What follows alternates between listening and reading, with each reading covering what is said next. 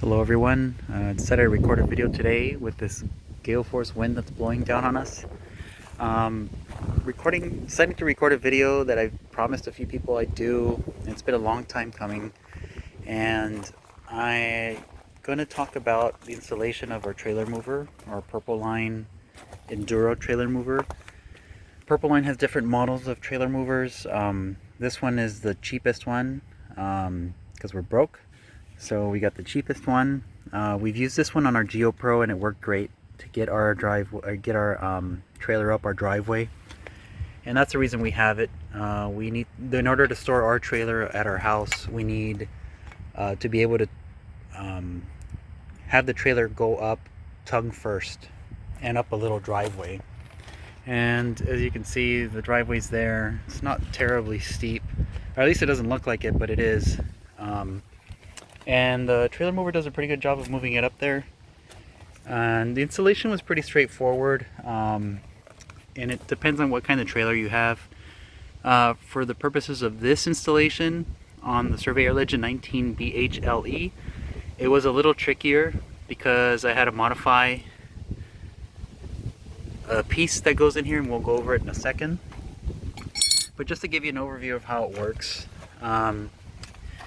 the trailer mover has this electric motor that drives your wheels forward and backward, and it goes to the set one on each wheel. And as you can see, there's one on the other side. It's the same setup, and they're interconnected by a crossbar. There's one large crossbar that doesn't move, and there's a smaller crossbar that moves back and forth and is actuated by this lever that they give you. And if you pull it forward, you'll see that the wheel disengages from, or the motor disengages from the wheel. You put it the other way, it locks it into place, and that's what drives your wheels as you're moving the trailer around. It comes with a remote control, and you can control both wheels differently. If you want to spin it around, you push this button and this button simultaneously. If you want to go forward, you push this button and both wheels turn forward. Backward, same thing. So yeah, that's pretty self-explanatory, I guess. But the control again is wireless. It has no wires. And it's controlled by this control box here. And as you can see, I mounted it outside. So we'll talk about the installation in a minute, but again, just giving you an overview of what's included. So you see the two motors, all that metal that you saw back there, that control box on the inside, and the wiring. I think even the split loop comes with it too, and enough wiring that'll get you all the way to your battery box. And we have a tongue mounted box, so we just routed it in there. And all the terminal ends that you need to be able to make the connections. An inline fuse, which you can't really see there, and a kill switch that I lost the key to, so we won't be able to see it functioning because I don't know where it is. And so now let's get to the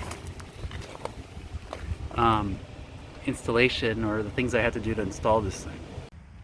Okay, so two things to consider before you even purchase this item is to figure out what might be in the way of where you install it. And the way this trailer mover is installed is that it has to go in front of the wheel on a single axle trailer. You can put these on dual axle trailers too. I've seen some setups on Purpleline's website where they have motors in the front, motors in the back, but that's for tandem axle trailers. Again, this is a single axle trailer, so it has it to go on the front. And one thing I ran into when I was doing this with the GeoPro was that the sewer dump was in the way on the other side. So as you can see here in this trailer, it's not a problem because the sewer dump is way in the back of the trailer. But in the GeoPro, the dump was right around this area. So what I had to do was I had to modify the tubing by making it curve out with a 90-degree L. I think it was a 3-inch 90-degree L, and then putting the dump around this area somewhere. So that's one thing to think about. before you buy this. If there's something in the way, you might have to restructure some plumbing. The second thing is where you will end up placing the control box. And we placed the control box on the outside for simplicity's sake, because that way I didn't have to cut a hole into the trailer to be able to route my wiring. And so I ended up just running the wiring along the belly. You can see all those zip ties. I didn't do a great job at it, but you know, it keeps the wires neat and tidy for now. And again, yes, so I went ahead and had to come up with a creative way of making sure the box was not getting wet outside. And I bought this little Plano box, weatherproof box. And it was a little tricky because when I installed this in the GeoPro, they did not come with a cutoff switch, at least not a cutoff switch. I take that back. It did come with a cutoff switch, but it didn't come with this fuse, an inline fuse. So I didn't think that I had other components to deal with when I bought this thing, but I guess I did have that one extra little component. But luckily everything fits in this box, and it seals up pretty good and keeps the water out and the condensation too, which is pretty good. So that's another thing to keep in mind. Actually, you know what, there's three things. The third thing is your distance from your battery. The battery's in this box, so I had to make a hole in this box to be able to feed the wiring into, and I had to put some grommets in there to get the wiring onto the battery. And just to show you real quick, if this is open, it's not open, well, it attaches to the battery. But yeah, as far as installation, I'll walk you through how I did that. The first thing to keep in mind is what type of chassis you have. There's two types of chassis that I'm aware of. There's like an I-beam style and a either square tubing or like S-shaped chassis. I know that GeoPro had like an S-shaped chassis. When I installed it on that, it went pretty easy. This trailer has an I-beam chassis, and that means, you know, there's like flanges on either side of the chassis that stick out. And that installation was a little more difficult, and that's because you know, the kit comes with like these weird clamp thingies that you have to put on, and these are the little weird clamp thingies. The way that this trailer mover is installed is that I take that back, these are the clamp thingies. You basically install these two plates and you put some washers in between to create space. That's about the same width of the I-beam, and then you tighten them. And that tightening of these bolts creates a clamping force on the I-beam itself. I know it's kind of hard to see there, but it creates a clamp on this I-beam flange here. And then you install these things here, these like stops, I guess, to make sure that the whole apparatus, when it's put together, does not shift back and forth. So in this specific trailer, that's the way I had to go about it. When I did it on the GeoPro, it was just a matter of bolting it onto the frame itself. I had to drill holes that matched up with these plates. Actually, the plate's on the inside. There's one plate on the inside that's kind of like a dog foot shape. And then I just bolted that on to the side of the chassis. And that's the easiest thing you can hope for. If you have an I-beam style chassis, it's going to be a little more weird of an installation. And the instructions do a so-so job at explaining this. They don't have words at all. It's just a bunch of pictures. If you're mechanically inclined, I think you'll do a pretty good job at it. I mean, you know, I'm not no mechanical superstar myself, and I was able to do it. But if you just don't do well with those things, you're gonna need someone to do it for you more than likely. If it's this sort of setup, an I-beam setup. If it's if you have a chassis that's not an I-beam, that's a square frame, or just a flat S-shaped frame with the flange that goes inside and it's just flat on one side, then it'll be easier to do. And again, another consideration for this trailer, I don't know if it would be an issue with other trailers, was that I had to modify the bracket. This clamping bracket here, I had to modify one end, and I think it was the back one. Actually, yes, it was the back one. See, I had to cut it. And the reason for that was because of the setup of the way that the clamp the way that the trailer mover is clamped onto this bracket that you put on to your frame. You can see that this bracket here, or I guess, sorry, I'm sure I'm talking in circles, but it'll make sense as you're looking at it, I'm sure. So there's this bracket. You see it goes all the way down to the back. This is the first one that clamps to the outside of the frame. Then you have the same exact bracket on the inside. It clamps on the inside, and it goes straight down too, and it's about the same length.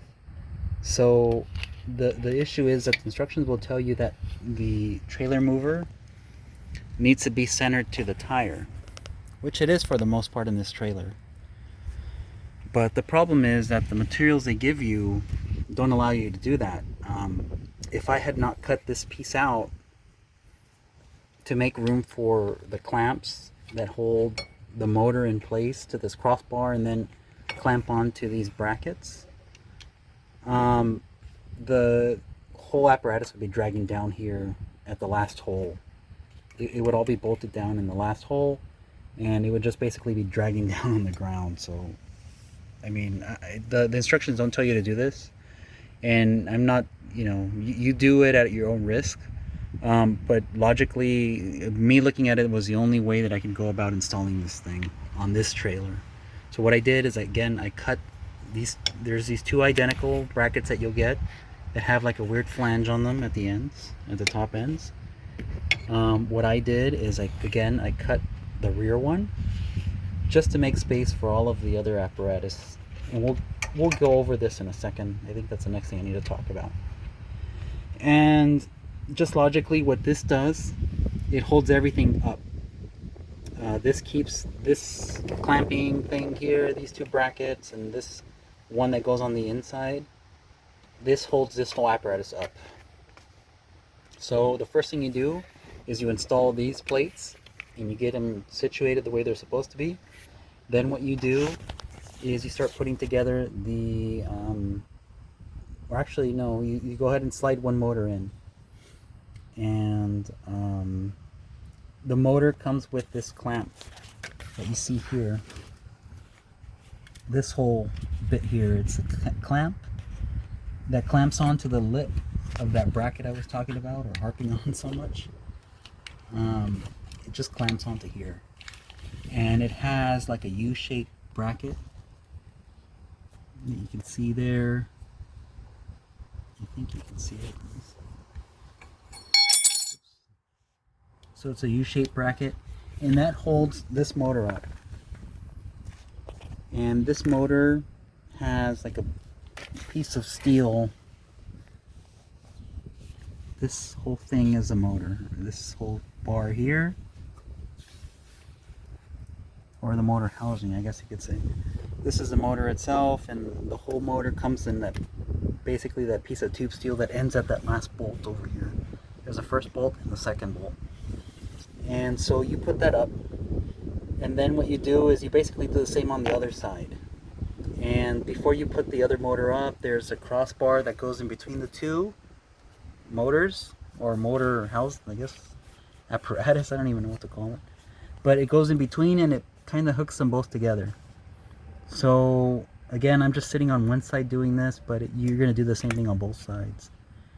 And then after that's up, then you have to go ahead and install this other bar here, which again, this comes with the motor. You'll see it if you buy this thing. It all comes in like these big pieces. And then in between, you'll put these bars, and then you bolt them up, or you snug them with these bolts, and it keeps everything together. And then afterward, then you start running your wiring, and keep in mind that your wiring has to stay the same exact length on the left and the right. So you're going to have slack on one side. And I think on my case, all the slack was on the motor that's on the passenger side. So you can see that there's like this bundle of wires that's just kind of zip tied there. And you can just see 2 wires running from that side, or if you don't, just take my word for it, there's just 2 wires running from that side, and there's a bunch of wires here. And so you keep those together, and the wires themselves also have labels on them, like 1 and 2. You'll see these little yellow nib things on there, or jackets, and those will designate what motor is, what wire goes to what motor. And that's important because that's going to end up going in the control module, and that's what's going to drive your wheels. So if you screw that up, you're going to start doing some crazy things with your wheels when you want them to go forward, maybe you want to go back and want to go forward. You know, get that right. Make sure to get that right. And so that's that. And then the other thing is running your wire. You know, in this case, I just tied on to the propane wire or to the propane hose, because that's what goes forward. And I just use the split loom that they provide. They provide a ton of wire. You'll probably have some left over if you have a sub 23-foot trailer. If you have a longer one, it just depends on where you end up putting your control box. If you put it too far forward, you're going to run out of wire, I would think. But there it is, and it just follows that propane hose. And let's go to the front so we can talk about the box.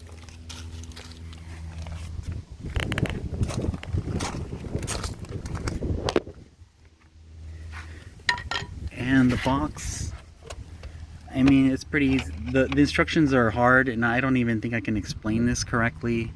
I mean, it's pretty self-explanatory. I guess I should take that back. The instructions aren't too hard, but I followed the instructions and I got into a situation where the left and the right wires were mixed.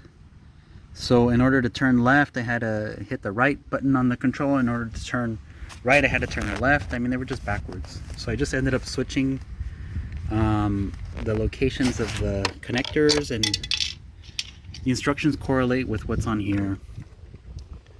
And you just basically follow that. I mean, hopefully you get it right. I don't know where I screwed up, but I mean, if you follow the instructions, you'll at least get it functioning. If for some reason they're swapped around, then just swap around the positive and negatives for the motors on different sides, and you should be fine. And again, here's the kill switch. I think in the GeoPro I had installed it down here in the frame somewhere. I just opted to put everything in this box because if I ever sell this trailer, then I can, if the buyer doesn't want to pay for the extra fanciness of this trailer mover, then I can just take it off pretty easy and possibly reuse it, or fingers crossed I could reuse it. And again, there's a fuse. And again, I don't know where I do have the keys. I'll try to show you the connections to the battery, but again, you know, those are pretty self-explanatory. Positive to positive and negative to negative. So let's open this up.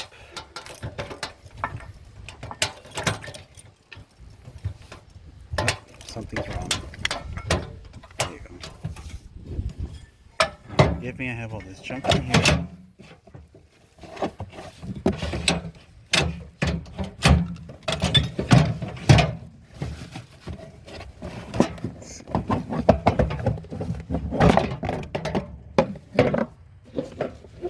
Oh, battery's corroded. So these are the connectors for the wiring, the trailer wiring. Again, negative to negative, positive to positive, and that's pretty much it. And again, you use a control to move things around, and the control looks like this. And we talked about it earlier. To start the device, and again, I can't start it because I lost my key, so now the trailer's stranded in the sidewalk until tomorrow. I lost the key for it. I guess it fell off while we were towing. But in real world, you just hold this power button and it'll start looking for the control. I think you push it twice and there you go. Sorry, it just started blinking. If I did have the key and everything was on, then it would just connect with one loud beep, and you could start driving the trailer as you want. And the only other consideration too is that you're going to need a wheel for your tongue, and sorry, tongue jack, not your tongue. So if your tongue jack doesn't have a wheel, you're going to have to figure out a wheel situation. I have a fancy wheel on my trailer that I'm hoping to sell, so I'm not going to show you a lot of details on there, but if I don't decide to sell it, I guess I'll show you at some point. But there is a company that sells a pretty good one, and it's like a dual airless wheel. If you get a wheel on Amazon, those suck. It's not going to work. You can try it, but I tried it a few times and it didn't work for me. But there's a company that sells, again, it's like a dual caster wheel, but it's not like a it's not like the cheap like shopping cart wheels. It's actually like a bigger airless tire, like 8-inch tire or 10-inch tire, and those work pretty good. The problem with those is that since they're dual caster, they have a lot of resistance to them, and they kind of fight the trailer mover sometimes when you're trying to pivot. I'm sure it doesn't make sense to you right now, but if you bought it, you'll see that it's a little harder to maneuver with those things. But I mean, that's the best option because it'll put up with the weight of the trailer, and you'll get the job done with it regardless, you know, even if it's a little harder to do. But yeah, that one is very well recommended because that was the best solution that I had for a long time until I came up with my fancy caster situation. And I'll post a link to that because can't remember for the life of me what the name of that caster is. But yeah, I'll do that. And again, if you guys have any questions, guys and gals have any questions about the installation of this thing, feel free to drop a line, and maybe we can set up like a live view or something so I can talk about how to go about installing and like doing Q&A and stuff like that. You know, again, I just like helping folks with figuring these situations out, because I know when I was trying to figure it out, it was such a hassle that nobody had ever done this before, and I just kind of took a chance on this thing. So, you know, if you need any help, please feel free to reach out. That's what I'm here for. Take care. Thanks.